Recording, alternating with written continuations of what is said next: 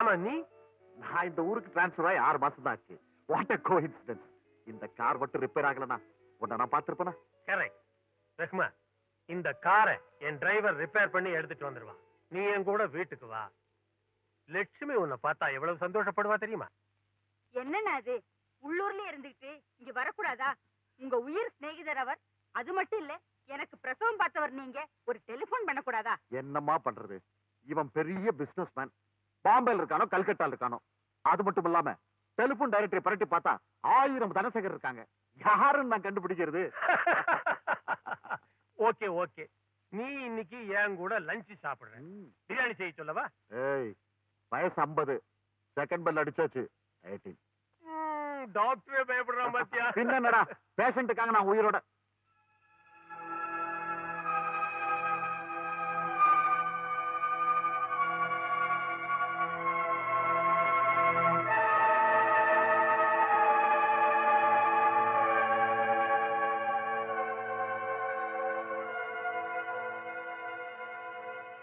என்ன அப்படி பாக்குற?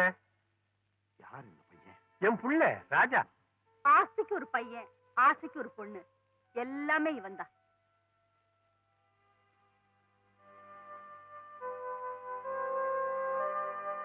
என்னன்னா அடையாளம் தெரியலையா? எல்லா டாக்டர்ஸும் கைவிட்ட பிறகும் நீங்க தானேனா எனக்கு பிரசவம் பார்த்து இவனை உயிரோட என் கையில கொடுத்தீங்க. அன்னைக்கு நீங்க அந்த உதவி செய்யலைன்னா இன்னைக்கு நான் பட்டமரமா தானே இருந்திருக்கணும். ராஜா, இவர் நம்ம ஃபேமிலி ஃப்ரெண்ட் டாக்டர் ரஹ்மான். இவன் கல்யாணத்துக்கு தேதி நிச்சயமாகி அதையும் தள்ளி போட்டோம். பைத்தியக்காரன். அதனாலதானே என்னமோ தெரியல, இழைச்சுக்கிட்டே போறான். என்னன்னே சொல்ல மாட்டேங்கிறான். இவன் விஷயத்துலதான் உங்களுக்கு கைராசி உண்டே. என்ன ஏதுன்னு டெஸ்ட் பண்ணிட்டீங்களா அண்ணா? வேற எந்த டாக்டரையும் பார்க்கலையா? அவன் தான் போக மாட்டேங்கிறானே. நான் ஏற்கனவே ஆமா, நாங்க 2 பேரும் ஆக்சிடென்ட்ல மீட் பண்ணிக்கிட்டோம். ஓஹோ, நீயும் ஆக்சிடென்ட்லாம் மீட் பண்ணியா? நாங்களும் அப்படித்தான். அதான் என்ன அவருக்கு தெரியாது, அவர் எனக்கு தெரியாது. அதான் என்ன பார்த்துக்கிட்டே இருந்தாரு. அது நீங்க வந்து என்ன டெஸ்ட் பண்ணுங்க doctor, please. Come on please. போ. Excuse me. அப்பா, டாக்டர் நான் வந்தாச்சு. இனிமே நமக்கு கவலையே இல்லை.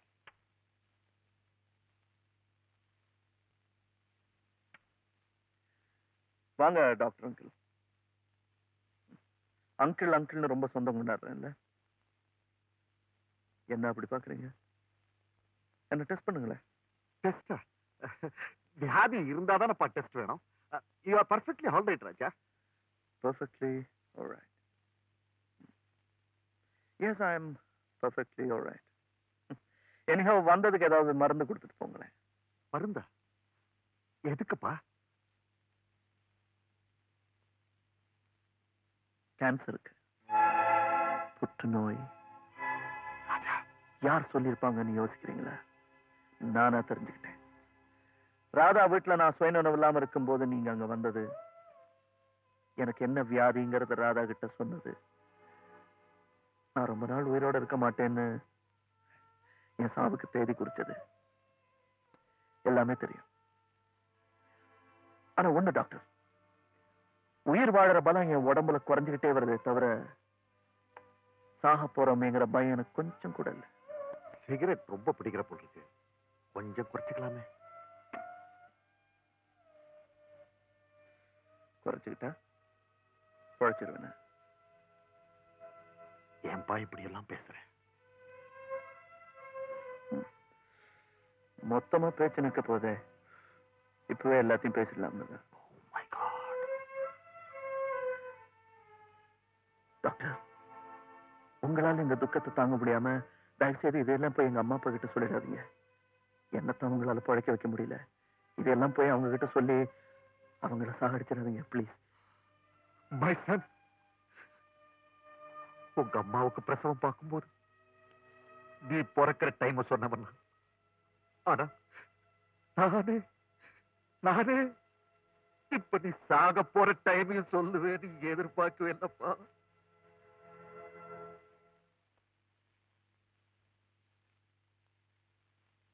அம்மா, அம்மா, உங்களை பார்க்க யாரோ வந்திருக்காங்க.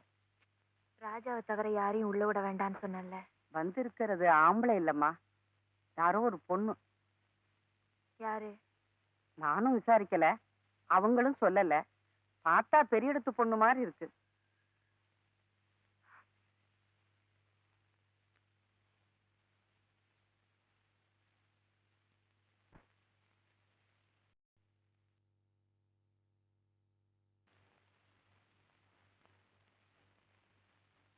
யார் நீங்க? என்னை பத்தி எந்த விவரமும் உனக்கு தெரிய வேண்டிய அவசியம் இல்லை. ஆத்திரத்தை கொட்டாம அமைதியா பேசினா ஒருத்தர் புரிஞ்சுக்கலாம்னு நினைக்கிறேன். ஒரு வீட்டுக்கு வரும்போது நான் யாருன்னு சொல்றதுல தப்பு இல்லை. முன்னால் என்ன பாத்திருக்கியே, உனக்கு ஞாபகம் இல்லை? அதிகமா பொம்பளைங்களை நான் ஞாபகம் வச்சுக்கிறது இல்லை. ஆம்பளைங்க என் நினைவுல நிக்கிறதும் இல்லை. அடையாளத்தை நான் மறந்திருந்தாலும் உங்க விவரத்தை சொல்றதுல தப்பு இல்லைன்னு நினைச்சீங்கன்னா தாராளமா சொல்லலாம். அவரிங்க? எவர்? ராஜா. எந்த ராஜா? எத்தனை ராஜா இங்க வராங்க? ஆசையை தீர்த்துக்கிட்டு அதுக்காக சன்மானத்தை கொடுத்துட்டு போறாங்களே, அத்தனை பேரும் எனக்கு ராஜா தான்.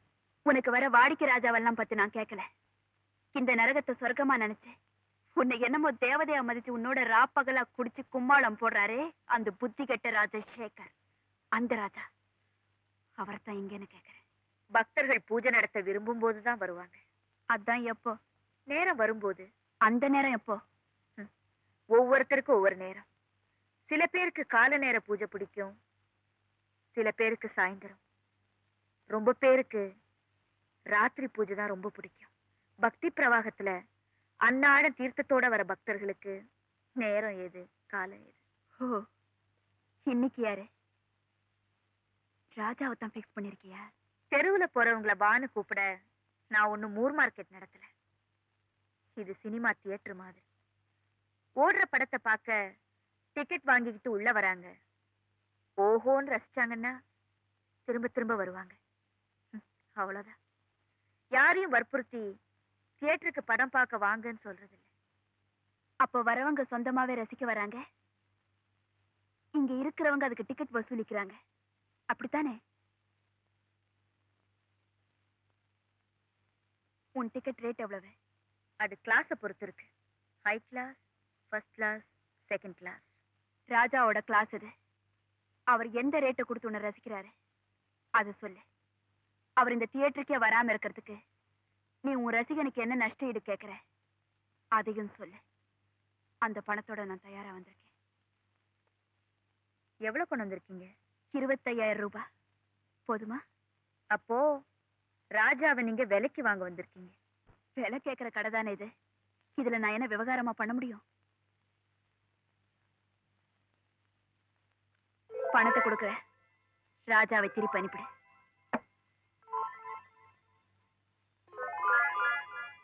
கொஞ்சம் இருங்க.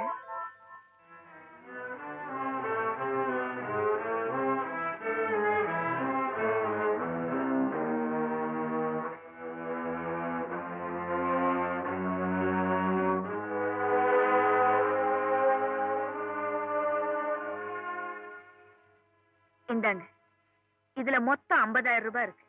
இங்க நீங்க வராம இருக்கிறதுக்கு இது போதுமா? இன்னும் வேணுமா? என்ன விளையாடுற? இது விளையாட்டு இல்ல.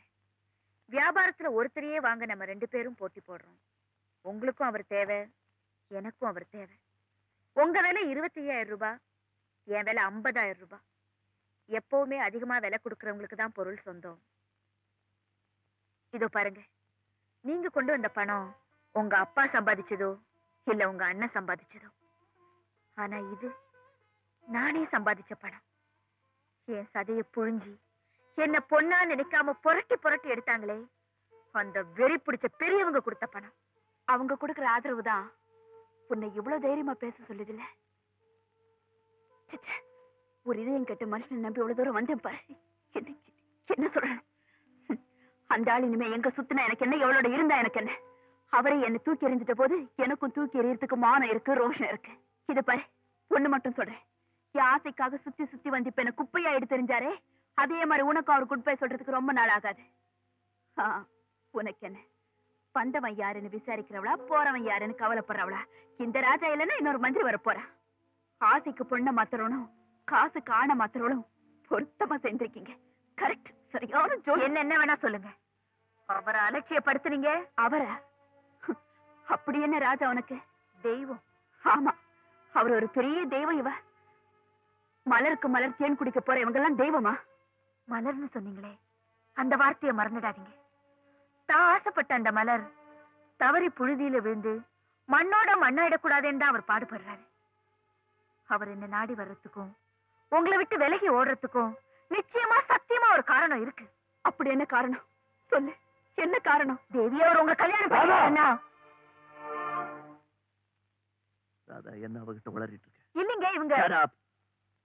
அவளை யாரு உள்ள விட்டது? நானா தான் வந்தேன். அதான் ஏன் வந்தேன்னு கேட்க. ஏன் வரக்கூடாதா? நிம்மதிக்காக அவன் ஒரு இடத்த தேடி போவான். அந்த இடம் எதுன்னு தேடி கண்டுபிடிச்சு துப்பறிஞ்சு அவனை தொந்தரவு பண்றது முட்டாள்தனம். மனசு பறி கொடுத்தவ தேடித்தான் வருவா. அது தப்பில்லைன்னு நினைக்கணுமே தவிர ஏன் வந்தேன்னு கேட்டு அவன் மனசு உடைச்சா அது அதை விட முட்டாள்தனம்.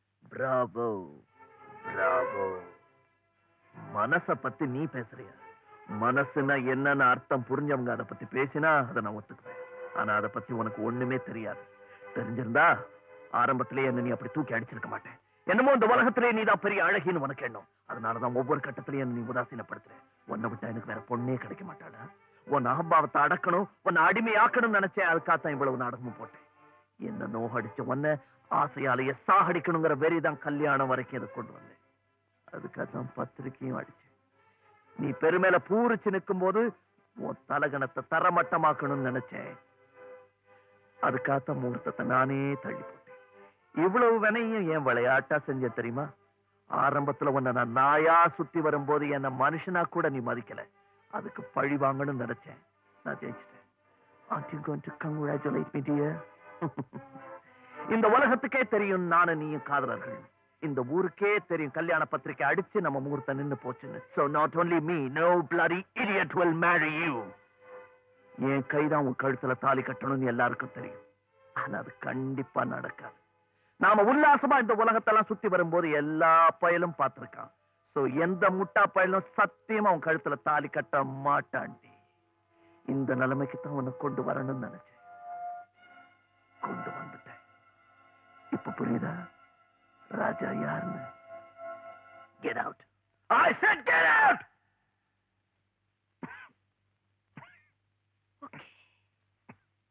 Okay, Mr. Raja. This is a big lesson for me. உங்க வஞ்சத்தை திட்டுக்கிட்டதுனால எனக்கு கல்யாணமே நடக்காது. சீக்கிரமா ஒரு கல்யாணத்தை பண்ணிக்கிட்டு உங்க முன்னாடியே வந்து நிக்கிறேன். Then you congratulate me. Goodbye.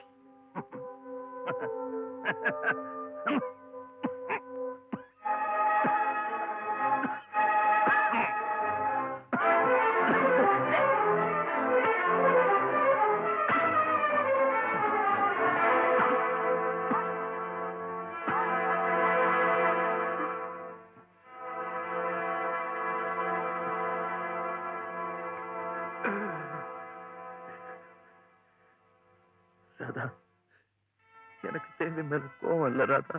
I love her. I love her. ராஜா, இந்த உலகத்துல எத்தனையோ பேர் தியாகம் பண்றாங்க. அந்த தியாகத்துல சுயநலம் இருக்கும், விளம்பரம் இருக்கும்.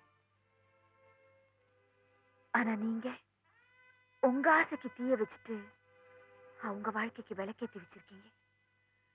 இது தியாகம்னு சொல்றதா இல்ல தியாகத்துக்கு மேல?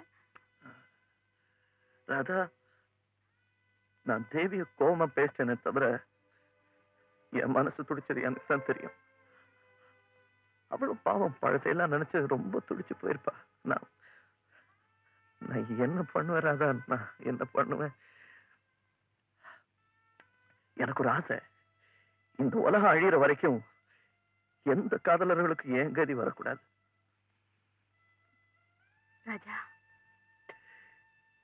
எனக்கு இன்னொரு ஆசை.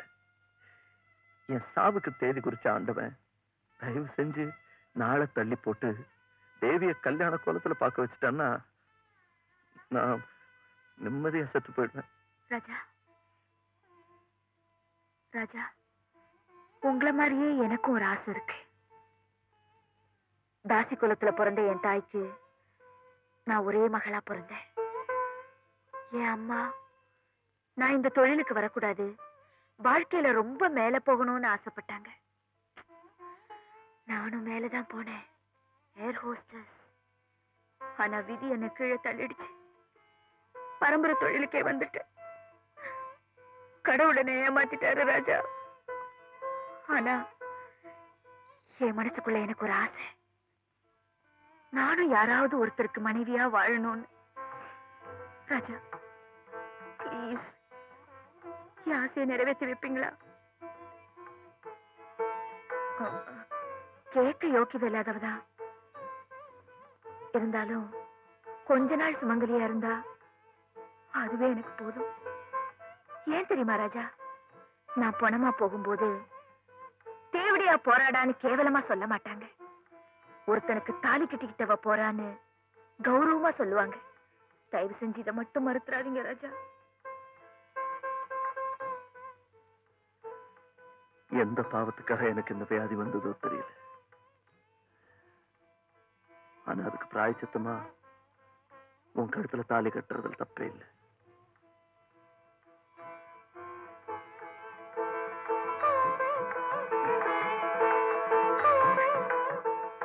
அண்ணா, என்னம்மா? எனக்கு உடனே கல்யாணம் நிச்சயம் பண்ணுங்க. அது யார் கூட நடந்தாலும் சரி. என்னம்மா அது பைத்தியம் மாதிரி? பைத்தியம் இல்லைன்னா பந்தயம். எனக்கு கல்யாணமே நடக்காதா? என் கழுத்துல தாலி கட்ட எவனுமே வரமாட்டானா? அந்த ஆள் ராஜா சொல்றான். இத பாருங்க, நீங்க யார் கூட நிச்சயம் பண்ணாலும் நான் ரெடியா இருக்கேன். பட் கல்யாணம் சீக்கிரம் நடக்கணும், அவ்வளவுதான் எனக்கு வேணும்.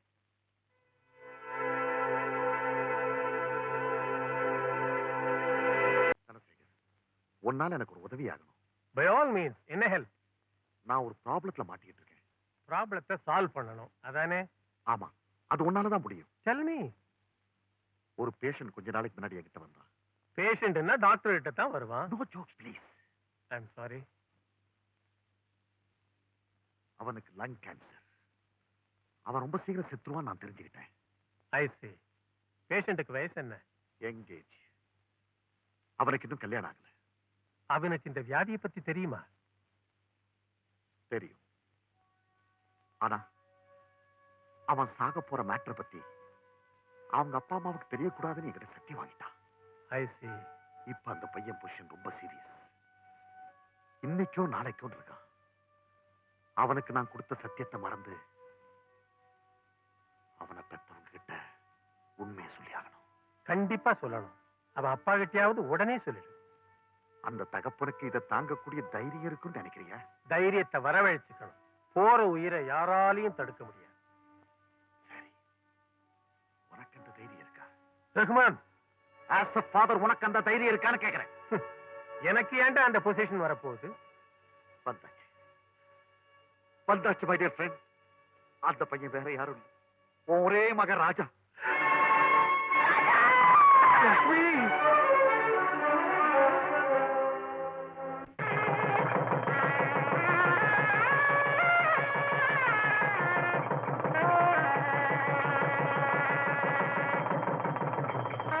நேத்து வரைக்கும் டெல்லியில இருந்தேன். இன்னைக்கு கரெக்டா தேவி கல்யாணத்துக்கு வந்துட்டு பாத்தீங்கன்னா சீக்கிரமா ஒரு கார் ரெடி பண்ணுங்க. எதுக்குமா? என்ன கல்யாணம் பண்ணிக்க எந்த மாப்பிளையும் வரமாட்டான்னு ராஜா என்கிட்ட பந்தயம் கட்டினாரு. நான் ஜெயிச்சுட்டேன்னு தம்பதியா போய் அவர் முன்னாடி நிக்கணும். இந்த நேரத்துல எதுக்குமா? ஐயோ, உங்களுக்கு ஒண்ணும் தெரியாது. அவர் அலட்சியத்துக்கும் ஆம்பாவத்துக்கும் ஒரு முடிவு கட்டியாகணும். வாங்க போறேன். நில்லு தேவி, நீ நினைக்கிறது ரொம்ப தப்புமா. இந்த கல்யாணம் நடந்ததுக்கு காரணமே ராஜாவோட தியாகம் தான். என்ன சொல்றீங்க? ஆமா தேவி. வாழ்வே மாயம், இந்த வாழ்வே மாயம், வாழ்வே மாயம், இந்த வாழ்வே மாயம், தரை மீது காணும் யாவும் தண்ணீரில் போடும் கோலம் நிலைக்காதம்மா. யாரோடு யார் வந்தது, நாம் போகும் போது யாரோடு யார் செல்வது. வாழ்வே மாயம், இந்த வாழ்வே மாயம்.